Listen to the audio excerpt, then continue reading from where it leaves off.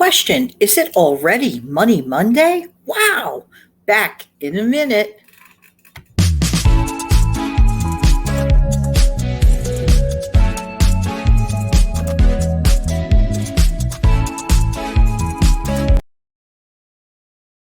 Hi, this is Jan from New York City, and my channel name is Jan from New York City Saves Money. Welcome to Money Monday. How's everybody doing today? Hope that this video finds everybody doing well, and I hope you had a really nice weekend too. There you go. Going to jump right into it today. There are some shopping habits or decisions that we make that can clearly help us keep some more money in our pockets. And one of the most obvious ones, but kind of understated ones, in my honest opinion, is to get familiar with the better prices at the local stores on a local level. Get familiar with the better prices in your area. What stores are calling your name to get there? Or have we been conditioned to be so used to convenience items? Or if you go to convenience stores, just know this: you will pay more. You will pay more for almost everything you get. So to everything, there is a price to pay. And if you're okay with that, that of course is your choice. But if you're looking to retain a little more extra money in your pocket, there's actually an app called Flip, FLIPP.com. And what you do, this app by which that you can actually track your local areas better prices in the stores by entering your local zip code and to see what circulars are available, and that way you're better prepared even before you leave your home to know the better prices. So this is a good thing. Just saying. And I spoke about the next point at length in an audio show this week. I'm not sure what night it's coming on, but it's either going to come on Tuesday or Wednesday night. I get really into this about the sizing of portions today. We have gotten so accustomed to large sizes of everything that it makes me wonder, and I really get into it tonight or tomorrow.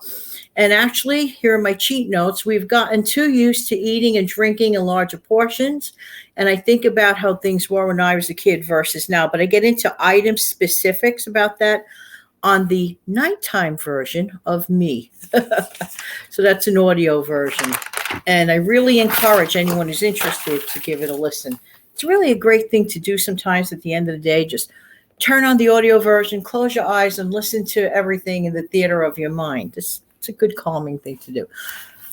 Next, keep in mind, it's only truly a good deal if the item that you thought was such a great deal and bought tons of is something that your family or you are actually going to use. Has this ever happened to you?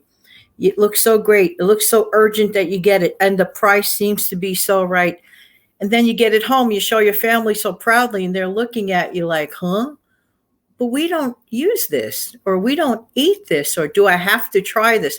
So think carefully before jumping into an impulse version of what you think is a good deal. Is it really bagging the deal if you're not using it? I don't think so.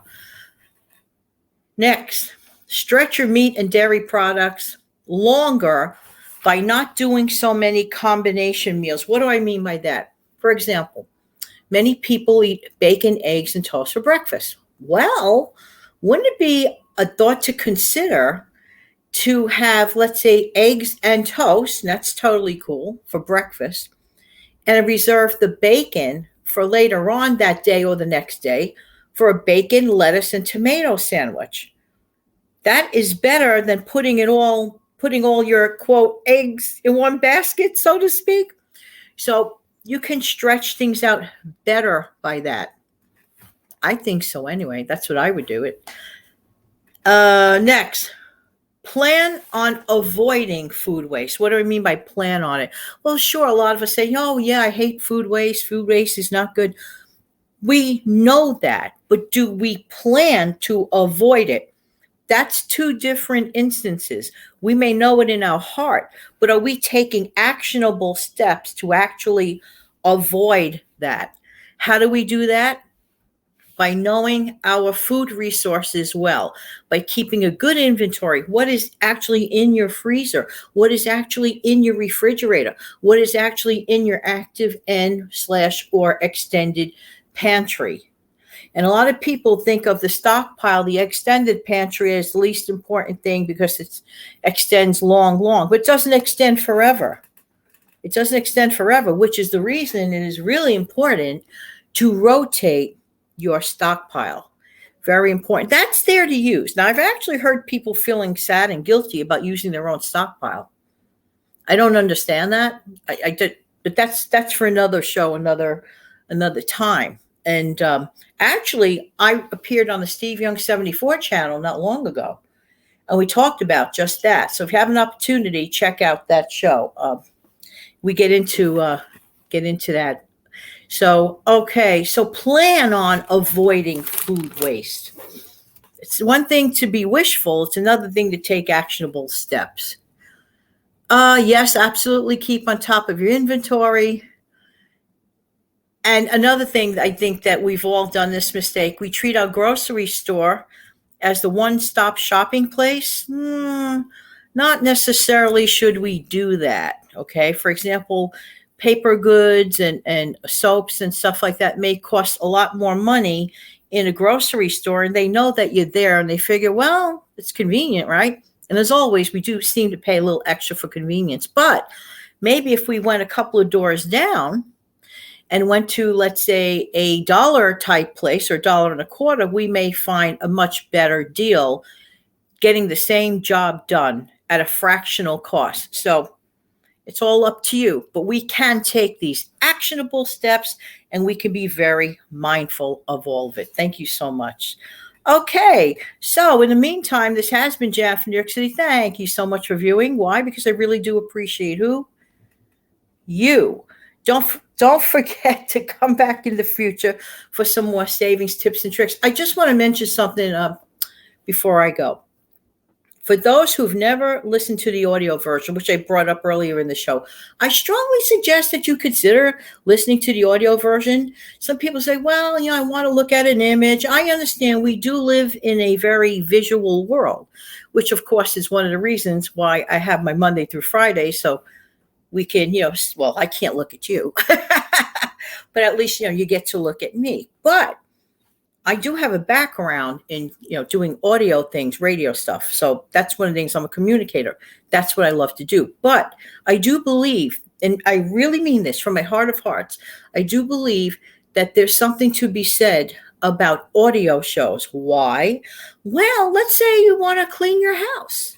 Let's say you want to fold some laundry and you don't mind listening to the message. So if you're that kind of person, then, the audios are for you. If you want a little bit of both, I'm giving a little bit of both, the video and the audio. So you do have a deli selection there, but the message to me, Jan from New York City Saves Money, to me, it is the message that means more than the video versus the audio. Just saying. All right. Thanks for being here. I really do appreciate you. Don't forget to come back in the future for some more savings tips and tricks. Going to close it out with a little music.